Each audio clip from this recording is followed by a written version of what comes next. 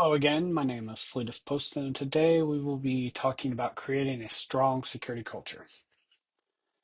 Cybersecurity has become a critical concern for all of our businesses. Organizations focus on implementing the latest technologies and software to protect their systems, but they often overlook the human element, which can be the primary attack vector in the security chain. It's critical that organizations take steps to protect themselves from these threats. And one of the most important ways is to build a strong security culture.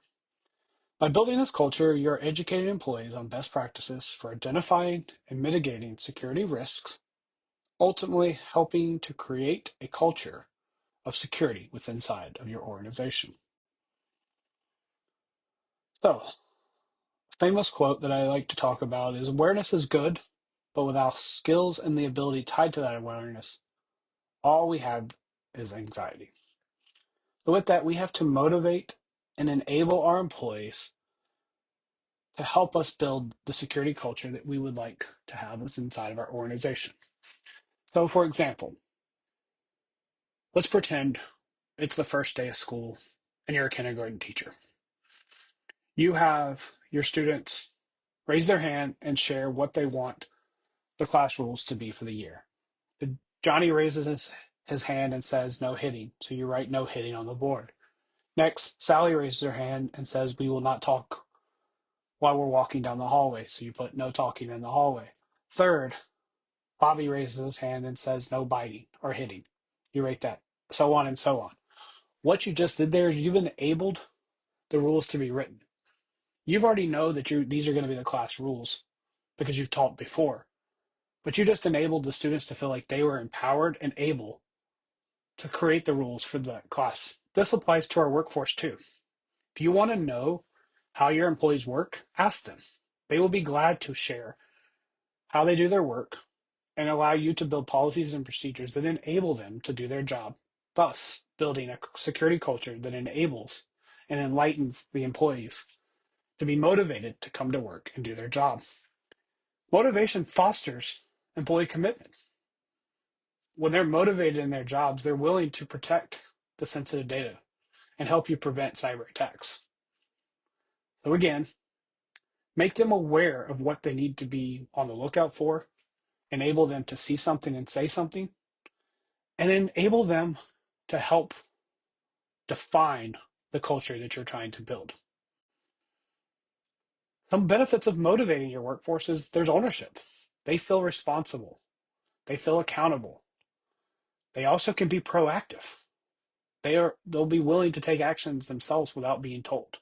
They don't have to wait on the annual training or the quarterly security awareness newsletter on how and what to do when they see a phishing email or get a scam text message or a phone call because they've been proactively reached out to and trained on how to raise threats to your help desk or to your security operations center. They're also more engaged. They invest in the company's success. They're willing and able to say something and say something. So they may walk up to their security operations manager and say, hey, are you aware of this? I read this during my morning briefings.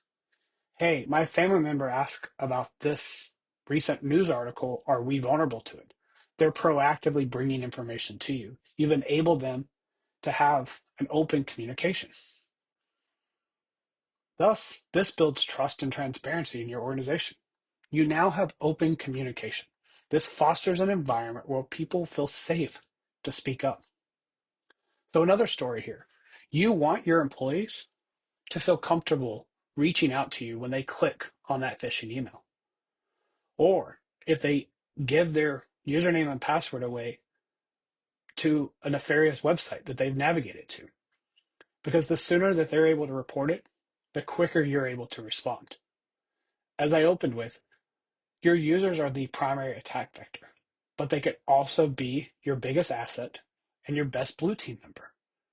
Because we have technologies that will catch some of these phishing emails inside of your secure email gateways or in your next gen firewalls or your proxies or content filters.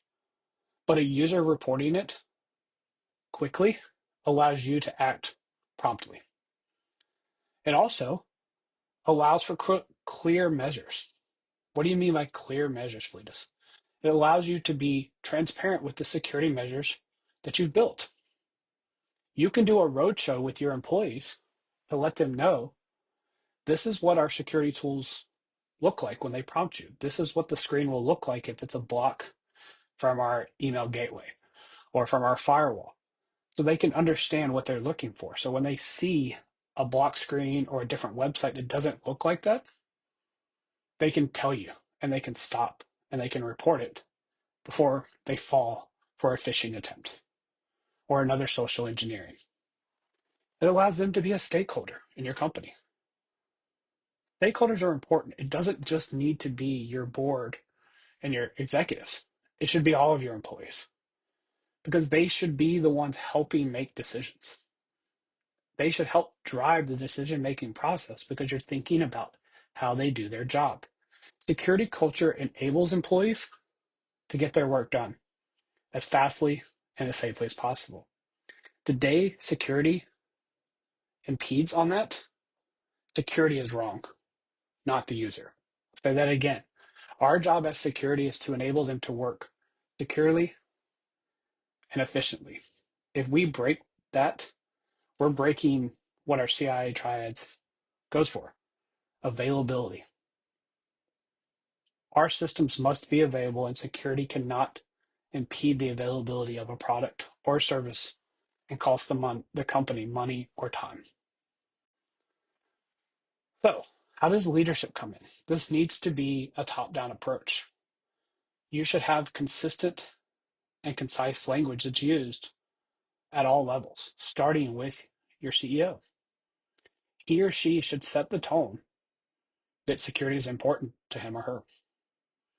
They should be willing to share timely information about what the company is doing to protect both their customers as well as their employees. We must engage our leaders to be involved in security initiatives in all of the different lines of businesses. Your CFO should have a seat at the table. Your chief operating officer should have a seat at the table. The controller, the accountants, your marketing team, your engineering team, your developers, all of these leaders should have a say in security initiatives. It should be read in and should have a decision-making capability. There should be architecture review boards. There should be security review boards that are inside of your projects. So when you onboard a new application through your third-party risk management, they understand the approval process to get them added to your vendor management system, to get them tracked for asset management of either the hardware or the software. Thus, they should lead by example. They should not be sending a Slack or a Teams message, can you just do this? They should follow the same process that you would ask everyone else. And it should be visible and they should be active. When an event happens, they should be in the room, either physically or virtually on the Zoom's call, the Teams call, to show that they support the security efforts of your organization. By doing this, they are leading by an example. Communication and training. So for those who've been around long enough, you know I like this quote and or joke. What should you do if you get locked out of your house? Talk to the lock because communication is key. Without effective communication, we fail to enable our business to operate, our users to be effective in their jobs. Thus, security threats are not important. As security threats are constantly evolving, it's important for organizations to stay on top of these changes and adapt their security programs accordingly. One of the biggest challenges that organizations face is getting the employees to take them seriously. Many employees view security as a nuisance, it fails to enable them to be able to do their job effectively, thus leaving the organization vulnerable to security threats and risk. We must keep our content and communications up to date and relevant. We need to do regular training. These trainings should be micro learnings, so quick and easy, short videos that are less than 5 minutes. These should be newsletters that we send out. These should be the annual computer-based trainings that we take, but they should be timely and tailored to the organization. Yes, it can be expensive to write new training each and every year. So those micro learnings are important. Take a local news article and write a blog about it. Share it in a staff meeting. Open up your all hands meetings with a security topic for the day, leading them and sharing them of what's happening and how it affects them personally, professionally, and the company as a whole. Practical application goes a long way. Giving them material that they can apply today is important because security starts from the time you wake up until you go to bed. Each and every one of us have to make decisions quickly and timely. So there we need to be able to share with our employees that it's okay to stop and to slow down before making that decision. Give them practical application time. Give them gamification. Give them a training that they can interact with that simulates a real world experience of a phishing engineer, phishing email, or social engineering activity of getting a phone call or someone trying to tailgate in or follow them in to the building when they come to work each day. With communication and training, we can enable our business to be more secure, thus building a security culture that enables the employees to be successful and the organization to also thrive each and every day. So, how do we enable or embed security culture? We have to integrate it into how we do business. We have to take time to educate our employees on how to use the assets we give them, if that's their laptop, their desktop, or their mobile devices, such as phones or tablets. We have to be consistent. We have to make sure that we put uniform security across all departments. Yes, there are role-based access controls that are placed that allow certain individuals to do certain tasks, i.e., your admins and IT have the ability to do administrative activities. Your developers have certain access to certain systems and environments because of the development task. But you need to make sure that you're following the same security practices across your lines of businesses. This allows you to have continuous improvement because you're doing regular assessments and you're updating your measures monthly, quarterly to allow you to continue to grow and to change and to evolve. Another good quote is technology is inherently neutral. It's up to us to use it in a way that is more responsible, inclusive, sustainable, enabling, and ethical. Think about that for a moment. We rely on technology a lot, but we should be educating us, the human, and focusing on human centric focuses to build a strong security culture that allows us to integrate what we do daily into our processes. It allows us to be consistent and allows us to aim to have better measures that are more cohesive, timely, and effective when we do our metrics. Some of the benefits of enabling it is you have increased awareness. Your employees now know the risks that their companies deal with. This goes into the threats and vulnerabilities. If they don't know the threats that are facing the company, they don't know what they're vulnerable to. By knowing this, you can reduce the risk of your employees falling for a specific type of attack. It improves your compliance for those who are operating in the US or internationally. You have compliance requirements. You may have to have an ISO certification or SOC 2 Type 2 certification, HIPAA, GDPR, and many more. When you know what's required to be compliant, you're able to do those in a natural manner that's not just checkbox. It enhances your company's reputation. People want to come and work for you when they understand that you have a culture that's inclusive and that starts from the bottom up. Reputation and brand awareness is important if you want to get new employees to join you, you want your customers to trust you, and you want others to talk about you in a positive manner. Your reputation can be skewed by a data breach, but if you've done the right communication strategy and you're open, you're going to get and maintain trust. So think about that when you're making decisions, which leads into better decision making. When you know what the culture is of your company, you know what decisions you're making and how they're going to impact. You're not going to make flippant decisions that may be good for the bottom line if you know it's going to hurt the culture, which may drive some of your key employees, customers, or stakeholders to exit and to leave. And it gives you a competitive advantage. And the same things I just shared. People want to come work with you and for you. People want to be your customer. They want to partner with you. They want to share your software, technology, services with their friends and family. And at the end of the day, these can help lead to a more profitability for your organization, not just with the money they make, but also with the morale, the willingness for people to go the extra mile, and just to be more open to sharing when things are not going well, when burnout starts to happen, when they feel like they're not getting their voice heard, they know the proper change, the proper way to communicate because that culture has been defined from the top down.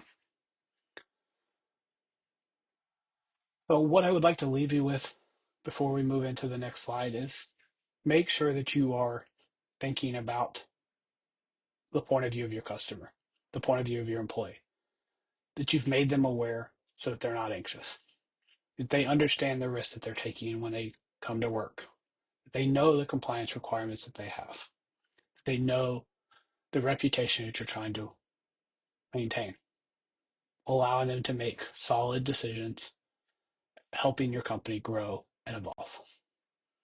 So, our call to actions today is organizations still need technical and administrative controls, but we also need to educate, trust, and rely on the human elements of cybersecurity to build a strong security culture. So take time today to assess the current culture of your organization. Evaluate your existing security practices. Where are your gaps? Where are your opportunities? Make plans today to address those gaps, to tackle those opportunities as we go into the new year. Develop a strategy. Create a plan that's going to strengthen both the security posture and security culture of your organization. Implement these changes slowly by getting the proper buy-in from the leadership of the different lines of businesses. Integrate security measures into all aspects of your business. Make sure that your supply chain partners understand your requirements. Your third-party processes are followed when you onboard a new vendor or service. Then track those. Monitor your progress. Review these. Adjust your security culture accordingly. By doing all of these calls of actions, your organization will see a change. Your employees will feel heard, the trust will be there, and you will understand the intellect that your employees have. Because if you don't educate them, trust them, and rely on them, someone else will. And that may be the adversary who's able to trick them into giving away company secrets, sharing information that doesn't need to be shared, or just being disgruntled and willing to just be destructive because the culture that they're working for is not one that's enabling them to grow and to evolve and to become the individual that they're trying to be. One last story. Many employees will circumvent security controls to get their job done. So it's our job as security practitioners and leaders to make sure that we take time to get to know how our users work day in and day out. Make sure you understand the controls that you've placed and the impact that you have on them. Interview your help desk on what tickets they are getting. Interview your local IT who are having to go and physically stand at your employee's desk to fix hardware issues so they can see the morale. Side conversations happen during these things. Work with your leadership team to have shout out moments. If that could be during a quarterly all hands meeting where you spotlight an employee who went above and beyond, who saw something and said something. It could be a raffle if your company allows it. Give them little tokens and educate them on how they can give back. Build a security champion program. It doesn't just have to be for secure coding. You can have an advocate in each line of business who can report back to you the temperature of their organization, what their relationship is to security. And they can also be places that you can send information to and let them disseminate it. As I mentioned earlier, they could be the one doing a security moment at the beginning of their staff meetings or their all hands meetings. Additionally, make sure that when you do share information, that it's concise and it's using common language that your employees understand. Without the use of common language, you can cause your culture to crumble. Because if they don't see consistency, they don't believe there is consistency. Culture relies on someone being sincere, genuine, and concise. So, with that, I'd like to thank you. I hope you found this insightful. If you have any questions, feel free to put them in the comments. Reach out to me, and I'm happy to share other tips and tricks with you on how to properly secure your organization. But it starts with you. You are the primary attack vector. You are the individual who can drive change in your organization, no matter if you're the help desk analyst or you're currently a C level. Thank you for your time. Have a great day.